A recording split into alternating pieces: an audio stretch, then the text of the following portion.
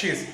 Cheers. Cameron Haas, you're represented by M Contemporary and you've had many shows. How did art manifest in your life as a young boy? Not very much. It wasn't like I was from an artistic family or from a family that really even promoted going to do any further education past high school. So it wasn't really something that was in my life very much, other than being interested in it myself and the customary, Sunday afternoon watching a documentary and thinking that looks great about art. Yeah, it pretty much didn't. I would draw and I didn't really get to think about it that much, certainly not as a career. It's a good point. I think the family support thing about being an artist is a common trope with artists of today. But what I find really interesting is because you're an artist today and you've had many shows. So what would Cameron today, after all the experience you've had, say to that boy when you were 13? I mean, would there be any guiding principles that you've learnt today that would inform that kid? Or is it a matter of just the process was the process for you to arrive at where you are? Yes, I think the last part of that is it's probably, I don't know if there would be any advice because I don't think the situation I grew up in was conducive to really thinking about it as a goal at that time, which sounds negative, but I think it's just reality for a lot of artists and a lot of people who are interested in art. It's not something that if you haven't got a family member who's an artist or someone in the family somewhere that they can say, oh, this can work and this is how to do it, then a lot of people just don't understand it. Yeah. And I'd probably just say, look, it's going to be a ride from 13 to, like, I didn't go to art school until I was about 24, 25. And in between that time, I'd finished high school at the end of year 10, which you were allowed to do in Tasmania then. So I was starting a full-time job, an apprenticeship at 15, and by the time I got to art school, I'd been working for 10 years. I'd been married, had a house, and real life divorced. So it's like, and that was what led me to that point. And it was only after that point I'd already been working and I already had a job, and art was still there. But even up until that point, it wasn't a reality because I was on this path. I was on a totally different path, and then things changed, and because of that change, I decided, well, look, I'm at a crossroads here. So I could either keep in my job and keep in that, and I probably would, be doing financially better, but it wouldn't have been the same trip. So I think between that beginning of your teens to that point, I don't think it would have been good to have changed it in some ways. Yeah, I enjoyed coming in as a mature age student to art school and the challenges it presented, and I think I was in the right headspace. I think if I'd have gone in as a teenager, like a lot of people can, or young, like in your early 20s maybe, then I think it would have been different. I think I wouldn't be doing what I'm doing. That's an interesting point. So you went in as a mature age student, so you were hanging out with some freshies from high school? Right. For sure. So the approach to the work while you were studying, and you've had that life experience before you started, so could you see a big difference between mature age, the life experience you've had versus the freshies? I mean, was it attitudinal? Was it energy? Could you see a big difference between yourself and the new people? Well, sorry, the young people. Yeah, there was differences. I think the benefit of having been already working for 10 years meant that I, in some respects, had a good turn up to art school, do what you need to do, be there on time, complete everything, try really hard, keep trying really hard. Whereas I can imagine if you'd gone through high school and then you're in another school, essentially, so you're still in that school system. It would have been a different thing for them, I'm guessing. Just more of the same, but different. Well, maybe, and you couldn't match the intensity because there's a confidence that comes with that too that I didn't have because I hadn't been practicing it up until that point. And so I was coming in having to catch up in so many ways. Like academically, I was way behind. Like I left in year 10 at high school, so I didn't have writing skills at all, and definitely not at an academic level. And so I had to really, really try hard, not to fail, basically. Right. So that side was good, but then everything else, I think. Well, that's interesting. So you applied yourself more.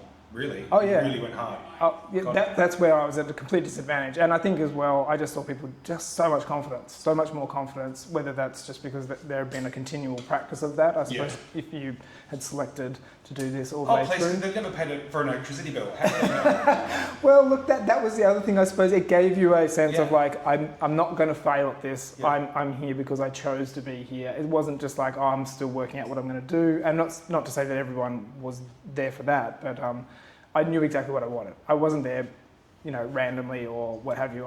I'd picked to opt out of a career or a job of making money, going down a certain path to get into something that I knew, and everyone around me told me, like, you're never going to make money out of this. Yeah. Like, I wasn't like, there was a whole bunch of support. Nice support from friends and family. There's always someone who goes, what are you doing that? Yeah. Why wouldn't you go and do something else if you're going to go to uni, and get a HEC step and all that sort of thing. So, yeah, it was differences, and it was great. I was in the middle. There was people older than me. There was people around my age, and then there was people who were younger than me. And I think that it was just a melting pot of different people, different ideas, backgrounds, and that's outside of my comfort zone, just in the first degree. So I was like, I had to really do things differently in my life. Yeah. Okay. I'm an introvert, unfortunately. Well, good, right career for an introvert. Surprise. You have a solo show that opens on the 13th of November. When you have that scheduled in your diary and you're told that you have a solo show, yes, you need to tell me, what is the first thing that goes through your mind? Give me the process of what goes through your mind, like on a very real sort of real time. Yeah, in real time. What's going through your life? You go, hit me. Okay. I probably think, great.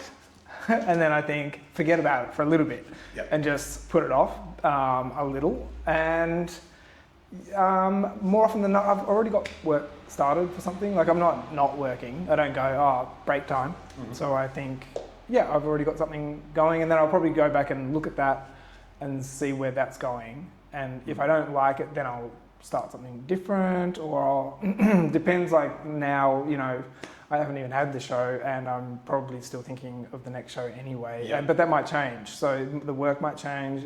Anything could change between that time. So I know I've got to get the work done, but I've done it long enough now that I know I can get it done. So I'm not stressed. I think it's just I look at what I did last show, and I think, is that shit? And in my own brain, because you're always self-critical of it. So that's probably what I'm looking at. I'm just looking, what did I do last time? Is there anything good out of it? Where do I pick up from? Because it's always a continuous line from previous shows. That's how I work. I just keep looking at what I'm doing, keep practicing, going to the studio, making things is a good. Yeah. Well, that leads me to my next question. Are you sort of story focused, or is it narrative and story, or do you go colorway, do you go feeling? It sounds like that you look at previous work and see if that sort of retrofits in your feeling of what you're doing in your next body of work. But is there a time when you sort of sit down and sketch something out, or you've got something to say, or is it more sort of palette driven? Where does the inspiration come from? Inspiration come from? Like in terms of, what leads you? Yeah, look, I don't do narrative in my work as the focus, so I'm not a conceptual artist, and I never have been. I'm not interested in it. So it's about, in some ways, it's sort of stodgy if you sort of talk about it. This is the thing that I find hard, is like, if you talk about it and say, this is what I do, it's like, it's so bread and butter and it's a bit boring. But what it is really is that I always was attracted to painting, like painting, just doing the painting. Physical well, the painting. physical, the act of it, I'm putting paint on a surface, I'm mixing colour, I'm doing it, and it was, that sounds easy, and in a sense, because it's like, oh, that's, we know what painting is, but it can be so many things, and I think that's where the practice comes into it, because it's constant editing. You're going, what works, what doesn't work, do I want to continue making things like this, which is more often than not, no. Like I think that I jump a lot quicker than you can when you're in a commercial setting. if you were making just work purely for yourself, you could go in any direction as quickly as you want. So yeah, look. Yeah. Tell me more about that, because when you're saying work for yourself, when you're making work for yourself, so do you think about your audience when you're making work? Do you think about who's buying? Do you think about your collectors? No. You're thinking about... I don't think about the audience necessarily as like this will work for an audience, because I don't even know who they are. Like, I don't know who buys my work. I don't get to necessarily meet them all the time. Some, like that I've got, I've been doing it long enough to know that there's a lot of paintings out there, and I wouldn't have a clue where they are a lot of the time. How does that make you feel, knowing that there's a piece of work that you've done, I don't know, 5 years ago, 6 years, 10, whatever, and it's just hanging in someone's, like, part of your soul, part of your moment at that time, your feeling at that time is hanging in somebody's work. Do you make the work, give it all its energy, then let it go, or are you always connected to the work even when it's hanging elsewhere, or it's not in your mind, or it's moved on to its new life?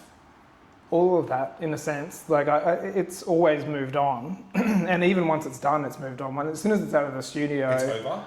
Well, it's the idea that I'm making it. Like, what I meant before is that, like, I'm with a commercial gallery. I know that, and I always have been. And that's, you've got to understand that. You can't say, oh, I want to do something that's completely not for sale and then show it in a commercial space, because that's not the way it works. So you know that it's going to hopefully go somewhere. And someone's going to buy it, and it's going to hang in their house or in their office or in their toilet or what have you, in their bedroom maybe. So you know it's going somewhere, and it's really about the person who has it in there and looking at it. It's about their relationship with it. It's not my relationship with it. I understand how they connect to the work when they see it. Yeah. I find your work really honest, and there's a honesty about it. There's this there's such intention behind it. The layering. There's nowhere to hide. There's this feeling of composition in terms of its layering. You use what I was going to say. That's what I always say. Yeah. I say there's nowhere to hide. There is nowhere to hide with your work, especially because that's why I find it so honest. I don't want to say simple, because it's the point of arrival to get there is not simple, but it can be sometimes interpreted. Is that a word? Can sometimes be interpreted. Because I know what it's like to lay a work and getting to that point of arrival, but there's this feeling of, as I said, this feeling of honesty and truthfulness about it. Tell me more about that and how you sort of arrived to where you are in terms of your work today, because we're always evolving. Yes. And what I see in your work for November is probably going to be very different to your next show. Yes. Well, I can tell you that it will be. You've heard it first. Yeah. It will be very different, Yeah. but it's not always the case. Sometimes it's incremental steps, as you know. Look, I think you hit on a lot of the things that I probably would have said, which is I've always been attracted to painting that doesn't have anywhere to hide. That you can, because I think, look, it's not everyone's cup of tea, and I realise that sometimes my work can look like designed, or it just sort of because of the hard edges, because of the flat planes, it can look different to what I want it to, which is that it's like you said, it's honest. There's nowhere to hide. If it works, and if it doesn't, it really doesn't. It's like there's not much room for in between, but it's. Yeah, look, I think that's what I'm aiming for. I think that always aiming for an honesty in the work, that it's about the composition. First of all, it has to be about the composition. If the composition doesn't work from the beginning, you can manipulate it. I mean, if you're doing it long enough, you know what it's like. You can make something and you can manipulate it into something that sort of hits some marks and it's a little better than it was. But look, I think composition is the first thing, followed by then colour, and then that composition drives the colour, because that's how I work. Line drawing, then somehow adding colour into that line drawing and seeing if it works, and if it doesn't, then you just move on to the next thing. Okay. And yeah, it has to somehow work, and I don't know what that is. I don't know what work means. It has to, I don't know, it has to make you feel something, do something to you, rather than just go, oh, there's something wrong with that. for me. I mean, obviously that's it has to be about what I think, Yeah, because of no one course. else gets to say that other than when it's on the wall and they go, I don't like that. Well, I have another Which question happens. for you, surprisingly. So, just going back to what you said, the composition, and I get this asked of me, and I'm going to ask this of you. Okay. And it's just such a hard question to answer, but just do your best. Thank you. Great. The shapes. We work with shapes. We actually, for me, I find that every new shape that I make is a new canvas. Yes. And how that relationship works with the layer beneath it and above it and so on. Yep. When you're composing, I often use, composing is the right word. Music and art are so intertwined, and it's the same vernacular and lexicon in my mind. Yes, it is. When you're composing layers, Yes. tracks, layers, tell me about how the relationship works between the layer before and the layer after in terms of your choice. Is it just completely in the moment? Are you wanting to sort of tell me what you're doing there? Are you trying to sort of like whatever happens, or are you creating sort of some more volume on a particular way, or is it all about balance? Are you looking at balance and harmony and all of that type of thing, or are you just like going for it, knowing when the shape's right and painting? Or did I just answer your question? No.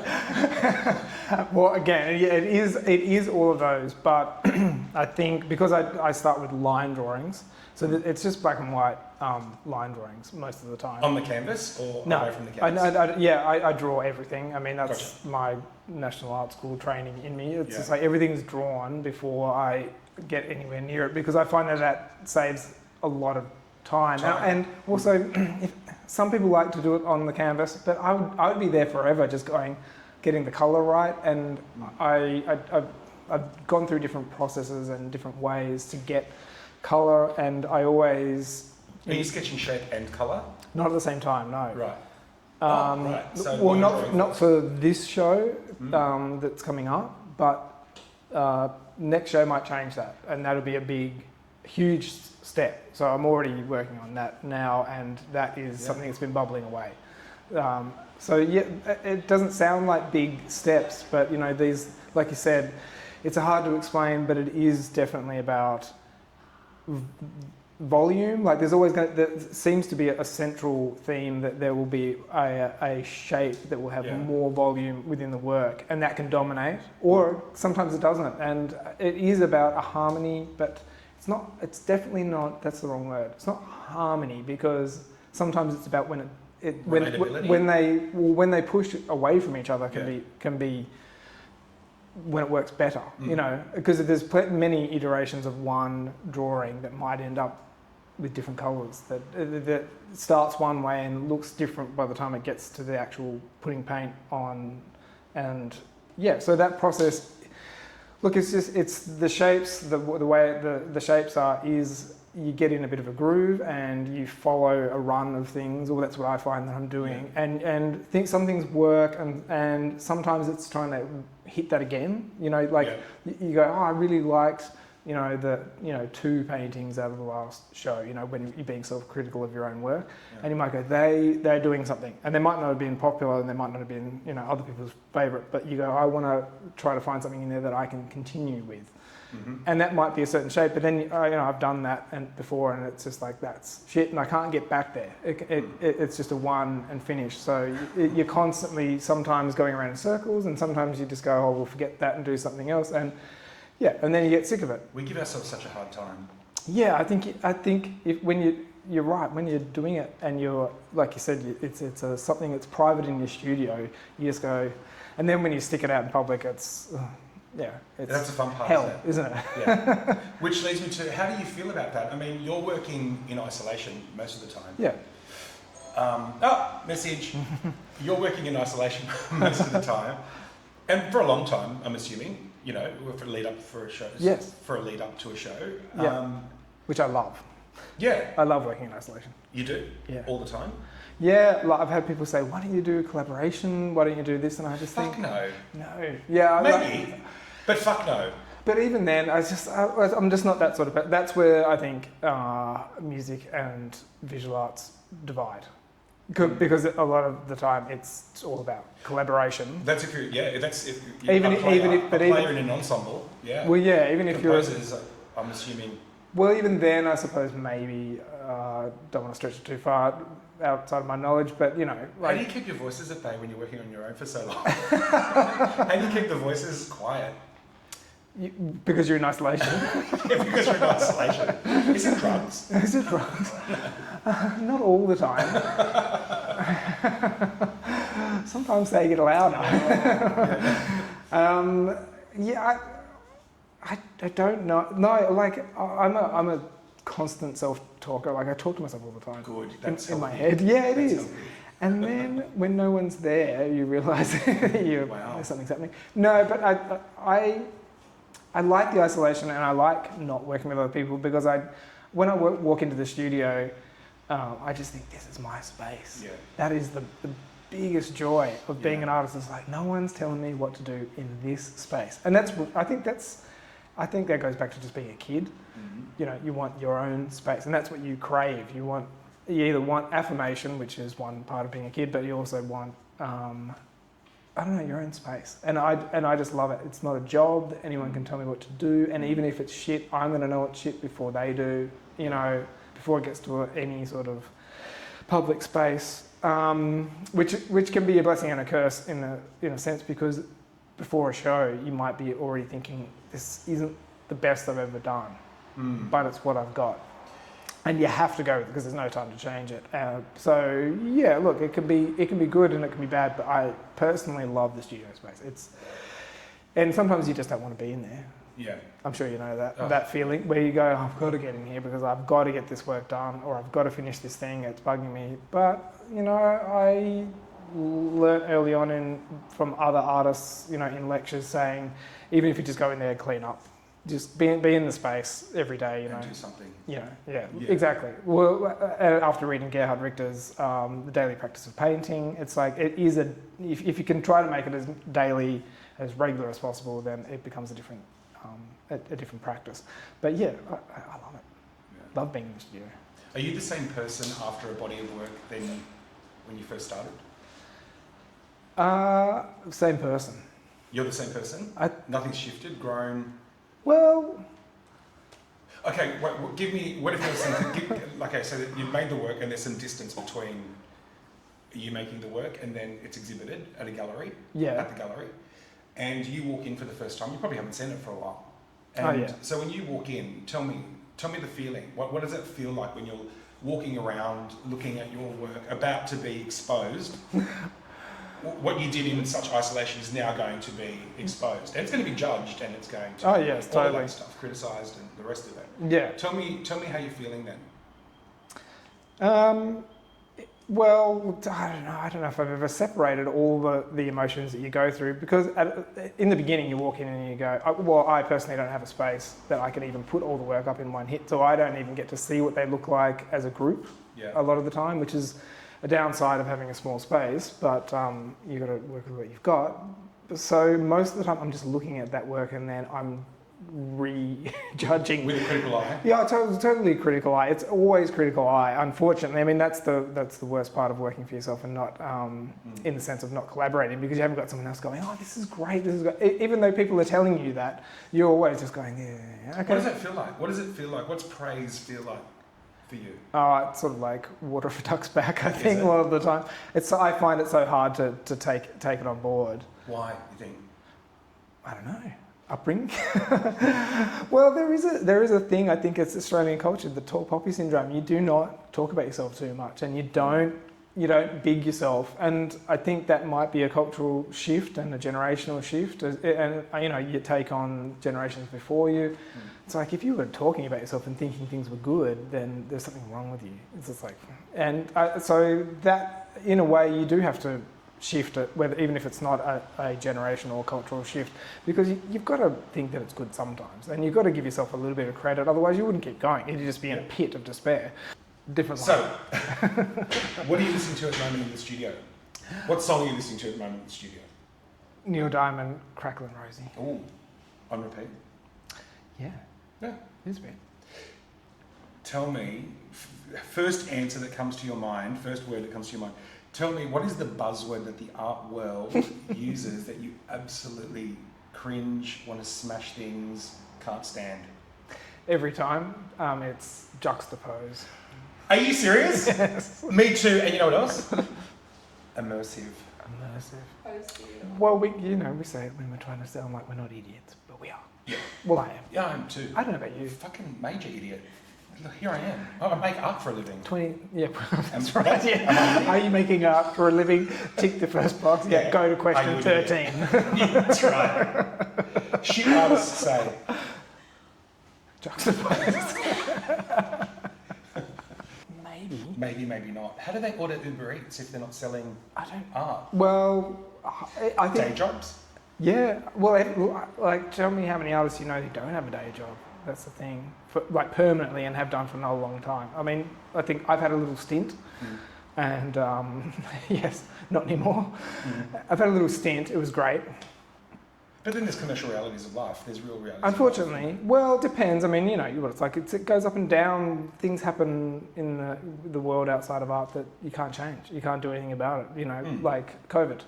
COVID was great, and then after COVID, well, not so great for some people. And then now it's it's changing. People, it's not an essential. Is art for some people? It's something that you buy when you've got a bit of extra cash, and it depends on who the collector is. It's so hard to tell, isn't it? It's like some people have got endless money, and it doesn't matter what happens, they can buy art forever and for days, and it doesn't matter. And then other people, it's like, we've got something going on here, we've got a spare bit of money, we've got doing an extension, we're redoing the house. You know what I find fascinating when people do buy art? What they connect to and why they buy it and what they love so much about it. I just find that sort of that process and that alchemy, whatever happens in a collector's mind or what's happening there, like what are they connecting to? Like it's just fascinating to me that you're making work, you put it out in the world, and you've really connected to somebody. Somebody's connected to it, and they're like, I'm buying that camera. It's a great feeling, isn't it? Yeah, it feels like nothing else. It feels like it's like in my mind. I was always told, and I go on about this all the time, and I sound like a fucking broken record, but my art teacher, because high school art teacher, that's where I stopped studying, said to me that art is a tangible expression of human emotion, and something about that has always just sunk in to me, for me, and it's so when you're making work, I really feel it is just you are just channeling some kind of feeling. Either it could be in the front of mind or not. It's there because you really are expressing yourself. And so when people criticize, I don't know what my point is, but I'll get there. When people criticize your work, it's like, or when people criticize art, it's almost like saying something like, I just don't really like love. I don't really like hate. I don't really like, how can you possibly criticize someone's work when there was a true intention and there was a true expression of that work, and you either connect to it or you don't. I think. Yeah, that's right. I don't know how this sort of where we are versus what I started saying. Was it the Aperol Spritz that we're not being sponsored by? Yeah, that's right. Yet. Yeah. We're going to put yet. Yeah. Yet. Not sponsored by. I know. Yeah. Well. Making art, no matter, from someone who doesn't have, I don't make anything that has a narrative, and I'm not a conceptual artist. Can I just hit a pause when you said that? You don't make narrative art, but wouldn't you say that everything that's led you to make that work is the story? That's what I was going to say. Fuck. No. Sorry. But that's good. I'm inside Cameron. I know, it's a bit bad space, isn't it? Get out! Yeah, gotcha, keep going. Yeah, implosion in T-10. Well, yes, you're right. So, non-narrative, sure, but I think that comes down to, it's not the intention. I think narrative art can be the conceptual side of it. Yeah. So you start with a story and then you make the work to the story. You're commenting on, or you're expressing the story, is that what you mean, versus... Well, you're commenting about it, or...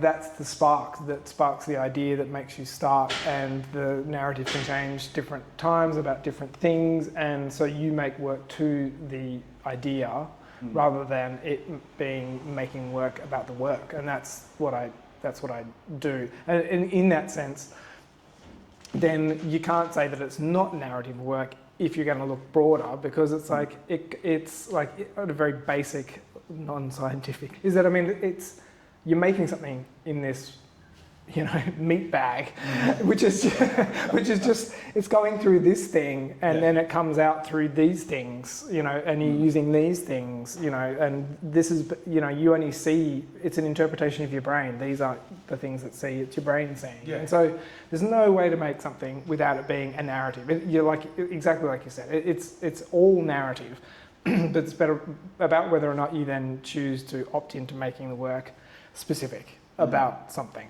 And I'm not against it, but it's not the work that grabs me specifically as an artist. I'm more about something that has a broader reach, or like we were saying, to sort of turn it back to what we were saying about how people connect with artwork. Yeah, I don't know who's going to like what I make, and I'm always surprised that someone does. And not as a, you know, putting myself down, but just you're always surprised that someone's going to buy it. And so sometimes it's the same people who've bought before buy more work, and that's always a surprise too. And yeah, I'm amazed that this works most of the time, you know, to some degree. Do you often get surprised about some of the work you produce? I think even when I'm making, even up to this point, yeah, I'm surprised by it, like, because I follow a studio practice rather than all of these ideas. What does that mean? Well, because it's like we were saying, because it's about the work I made before, and it's and like going back to the beginning, it's like I make work. I'm a painter who makes painting about painting. Yeah. Oh. I like painting. And I like, and like we can use some more words that we were using before, like honesty or nowhere to hide. There's something I like about that, because that's a real challenge. Like, and that's been part of the process for me of doing flat, hard edge stuff. Because although, like, again, using the word simple, it looks simple, but to get to that point of it making it look like it's easy is hard. And it's, if you are concerned about it and really want to make something that is interesting to look at, that does certain things, whether it's just for you, for other people, or as a body of work, let alone a single work, then that is difficult, you know. And so I'm just making work, about painting, about the idea of this joyous thing that is the oddest thing in the world, you know, putting paint on something, you know, and people look at it, you know, this ancient basic thing. I think that's enough. I think putting more into that and hanging things onto it, or the narrative being the hook that you hang the work on, you know, or the title of the work, you know, it's not a new idea, but that all of that stuff isn't as interesting as what you finish up with. What do you get when you put it on the wall? I mean, for me, as a 2D artist, when you put it on the wall, what's that thing going to look like? You know, why did you bother starting in the first place? You know, you started from a drawing that was this big. It doesn't matter how you started or what mediums you use, and then it goes into something big, and it's like, whoa, that's crazy. I think it's crazy every time. That's what surprises me. Is it's like, that's a painting. Yeah. Okay, let's make another one. I wonder what will happen next time. Yeah. Every time it's just a bit of a discovery, and that's enough for me to keep generating work. Because I think sometimes the narratives are easy, but for them, like you said, you can't be alive without having a narrative. No. We're all interesting. There's interesting stuff about us, and some of us are boring, and that's me. Well, I'm not sure. I don't think your works is boring, but but you know, in a sense, you can be boring and you can be interesting. We could pick apart something that is super interesting and super on point, or popular, or socially something to find a spot for ourselves, whether it's now or in the future. But I think the interesting thing is just try to make something, doing that thing with your hands, you know, like, whoa, I've got to get all this together and find something to do with it and find a way to channel it. That's an interesting thing to me. And, you know, again, I'm amazed that people are interested in that. Just because it's like you said, you do it in isolation, and then you come to a show and it's like people are generally nice, and then generally they, you know, the paintings go places and they go and have their little lives with other people, and they think they're things, and they brighten people's lives, and I hope so. Sometimes a mood in a space, yeah, and an energy, and and then the attachment that that family or that person, connects with that work over time, and all those experiences that person's had in front of your work. That's right. Yeah. Well, I always think, when you go to a gallery, a big gallery, an institution, and you see a work that does something for you, whatever it is. Yeah. And that feeling, if you went back the next day and then you went back the next day, you would be feeding something and bouncing off it too, because you would have a different feeling of how you are to that day. You might be tired. You might have had might have had an argument with your partner or something like this. And whatever it is, you're coming to it differently. So in someone's house or in someone's workplace or wherever the work is, they are living with it. And I think that's the amazing thing. It's like, you're going to live with that thing. Yeah. And not because I think, that's shit or anything like, being negative about your own work, but it's just like, you're going to live with that thing. I mean, it's amazing. And even that alone is enough to make more stuff, I think. Let alone all the other reasons for making more things. It's just like, someone really appreciates that. Yeah. And they might think it's not, it might be something that pushes people's buttons in a way as well. I don't mind that.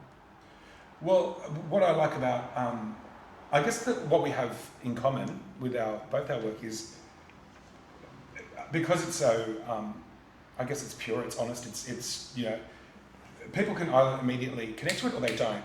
And usually it's either something like that colourway or, some people really respond to a particular palette or an ensemble of colour. Yes. Totally. And how, that sort of grows. But it's interesting when you talk about how over time, what does that artwork say and do in people's lives? Like, is it diminishing sort of returns? Is it this feeling of, whatever over time? It kind of feels a bit, it makes me feel a bit sick. But that's like, why don't you like my children? But if you, why do you hate them? Well, but I think that's from our perspective or from an artist's perspective, because you're worried that it is. I've heard that before. Other artists say, and especially it's been said about male artists, that maybe this is your creative, your birth, you're creating something. You're making something, where we don't get to do that in the same way as like maybe giving birth. So these are your children. That's an interesting point, because I've actually often thought about making work as like, that's my contribution in terms of that's what I've birthed in a way. I don't know, that might sound a bit crazy, but it does feel like you're making work and you're making work and out it goes, and it has its own life, and that's a way of, I don't know, just sharing a part of yourself. I can think of other ways of sharing part of myself. But, God, cut that. Different channel. Dirty, creepy bastard. Oh my God, that makes me vomit. I love that. How do you do a PSA? Pre-show anxiety. Well, it goes in the list. What is that? It goes in the list of daily anxiety. It just goes down the list. It's just another type of anxiety. Give me more. Just like connect. My 4 o'clock panic attack's happening. Well, that's right. So it's like Connect 4. Like one. Yeah. Okay. I don't know. I mean, it always comes, and there's nothing you can do about it. Is it long lasting? Like, does it sort of like kick in at a certain point? Is it at the moment you start the work, or is it just before show? It's like right now, all the work's finished, and now it's like I want them to go, so I don't have to think about it, and then it'll come back when I've when you open. When the opening, probably, because like you said, you see it on the wall, and you go, oh my God, and then all the stuff we just talked about in the positive about people liking it. There's plenty of people who are going to say, look at this shit, I could do this shit. The classic comments. My favourite. I could do this. This is really simple. And in a sense, that's sort of good, because I don't mind that comment as much, because it's actually... Do you get negative comment to your face? Oh, no. Have people negatively commented on your work? People have never... Yeah, I've heard negative comments back to me, but not direct. Well, I don't think anything. In art school, right, there's the group, you have the critique. Group critics, Yeah. It's meant to kind of prime you in a sense, isn't it? I just find that fascinating. What are we doing? It's like, so you either like it or you don't like it. Just, why do we have to just let it be, let it live? Just, it's not for you, move on. Did you benefit from the group critics at art school? Yeah, Totally. Does it help? Well, what it does is, I think it's fantastic to have someone challenge you, because when you challenge it, it's, like with anything, you can, if you're speaking to someone who's going to challenge an opinion of any kind, it can either make you double down on what you think in a good way or a negative way, or it can make you change your ideas.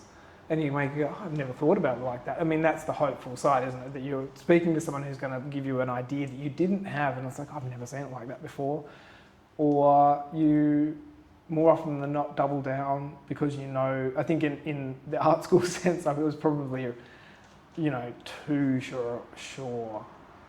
But it was good because it throws up all of those comments. You can say it in that space.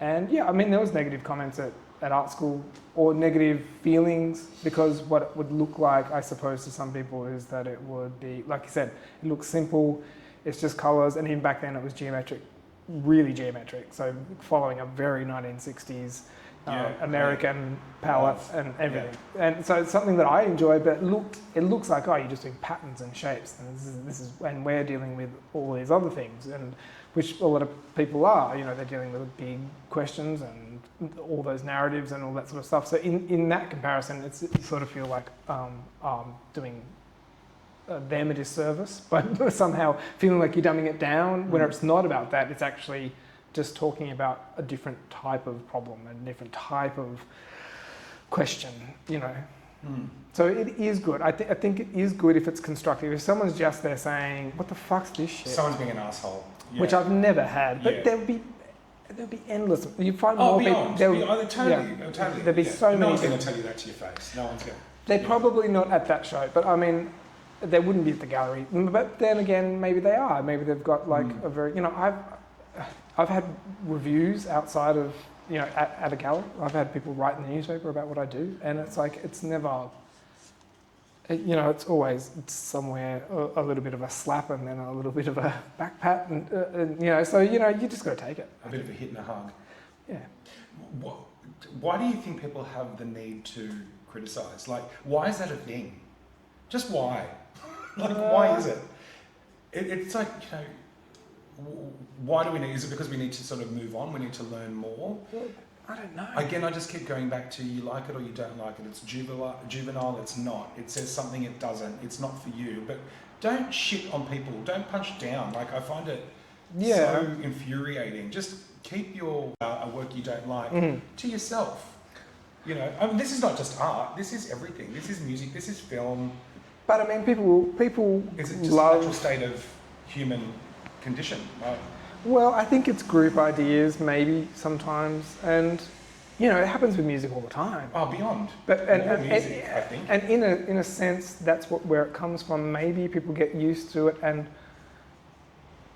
I'm trying to draw, because I mean, obviously, it used to be something like, oh, you're a Beatles or a Stones fan. I don't know what the contemporary equivalent is. way out of date here. Yeah. Right. Okay. And one person's going to like one, and the other person likes the other. It doesn't mean that the other one, this one is saying that one's crap. It doesn't mean it is. No, it just speaks to you more. It's just exactly. So all you're doing is expressing an opinion, and you're really. The next level of that is going, I don't like that music, then I'm going to find other stuff I like, and I'm going to go down this track. And that's the thing that I think is in the visual arts isn't the same as music, is that people don't take the next step and go, I really hate Cameron's work, that really gives me the shits. I'm either going to find out why that work exists and what other people, why is this here, and how can people make this, and then.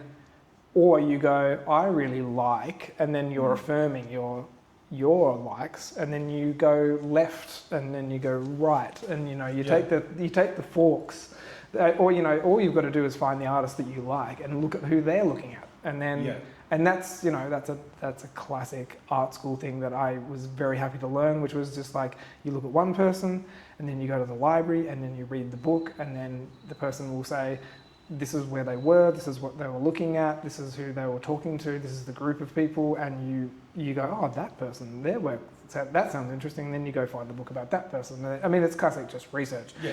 It's nothing new, but that's an important thing. And I think if that was an allowable thing in the art world, I think the art world is different to music because it's complicated, and I don't want to alienate anyone, but it's not not many people go to a show just to look at it and feel in that group or in that world. It can be a bit of an exclusive feeling, like that you're either in or you're out of that group. Yeah.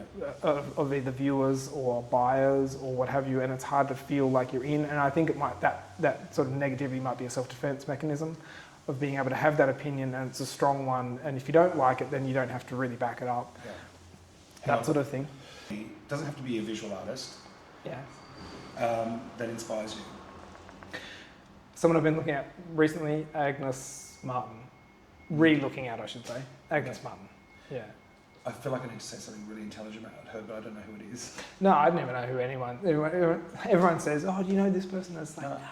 I don't look at artists. If you show me a picture. Ever. I do, but I move slowly. So this is, she was an artist in New York in the 60s, making very geometric work. And I know who you're talking about. They're very thinly painted. Yes. Very thinly painted. And then it's large scale. I think her size used to be like 5 foot square. Yeah, which is pretty big. Yeah. Yeah. Depends on what you call big. Is there a piece of work that you've parted with that you still think about? No. That's interesting. Never? What about if you review it, in terms of like if you come up against it? If I ever think about one, I wonder where it is, and I did a commission for a business, and it was for their foyer, and it was huge. It was the hugest thing I'd ever made at the time, and even since probably. And it was, I wonder where that is and whether it's still there, and if it's not, if it just got like, knifed and put into a bin. Yeah. I doubt it, but I'd be interested to know where it was, if it was still around, because it was good. I think that was a successful. It was almost like an installation. It was like a piece. It was like 2 walls, and there was a doorway behind. Like there was the brand of the business, and then you could walk behind that wall. Yeah. And so it was 2 paintings, one that sat back and one that, and it was like a huge, long thing, and floor to ceiling. What would you do if you found out that it was torn up and thrown out? How would that make you feel right now? Hey, Cam, it's been torn up and it's been thrown out. I'd say, oh well, I got paid, and it was great at the time, and lots of people would have seen it, and. Yeah. What can I do? What can you do? Nothing. No. You can't do anything. In the end, you just go, oh well. Because that's the life it was supposed to live. That was the life it was supposed to have. Yeah. We're going to wrap up. Yeah. Okay. Well. All right, that'll do. Great. Amazing. Thank you.